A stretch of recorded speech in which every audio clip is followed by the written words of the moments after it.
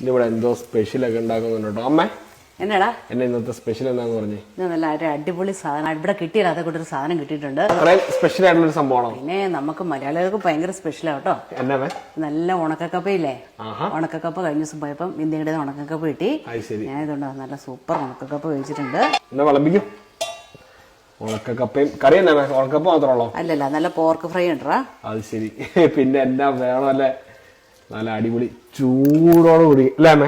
ആവി പറക്കുന്നുണ്ടോ അമ്മേ? ആവി പറക്കുന്ന ഉണക്കക്കപ്പയും പിന്നെ ഇത് അമ്മ ഇതിന് രണ്ട് രീതിയിൽ അമ്മ ഉണ്ടാക്കിയേക്കുന്നത്. ഇത് ഞാൻ വേറൊരു രീതിയിൽ ഉണ്ടാക്കി. ആണോ? ഇത് നിനക്ക് ഇഷ്ടം ഇങ്ങനെ ഉണ്ടാക്കണം, അതുകൊണ്ട് ഇത് നിന്റെ ഇഷ്ടത്തിന് ഞാൻ ഇങ്ങനെ ഉണ്ടാക്കി. എനിക്ക് കുറച്ചുകൂടെ മൊരിച്ച് വേണം, അപ്പൊ അതുകൊണ്ട് അമ്മ എനിക്ക് സ്പെഷ്യലായിട്ട് ചെറിയൊരു പാത്രത്തിൽ ഉണ്ടാക്കണം. നമ്മ വിളമ്പിക്കാമേ.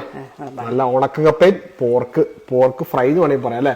ഫ്രൈ ഉണ്ട്, കറിയുണ്ട്. കറിയുണ്ട്. ഞങ്ങൾക്ക് ഇച്ചിരി പെരളനായിട്ട് വെച്ചു, നിനക്ക് ഇച്ചിരി ഫ്രൈ ആയിട്ട് വെച്ചു കേട്ടോ. എന്നെ വേണം, നമ്മ ധൈര്യമായിട്ട് വിളമ്പിക്കും. അടിപൊളി. നമ്മ കുറച്ച് മതി എന്റെ മുന്നേ.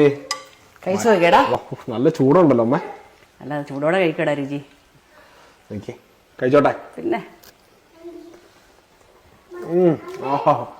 എത്ര നാളെ ഉണക്കപ്പ വെച്ചിട്ടോ? സൂപ്പർ ടേസ്റ്റ് ഉണ്ട് കേട്ടോ. അതെ, നീ കഴിക്കുന്നിട്ട് എന്റെ വായിക്കൂടെ വെള്ളം വരാൻ തുടങ്ങി കേട്ടോ. നല്ല രുചിയുണ്ടോ? അടിപൊളി. കലക്കി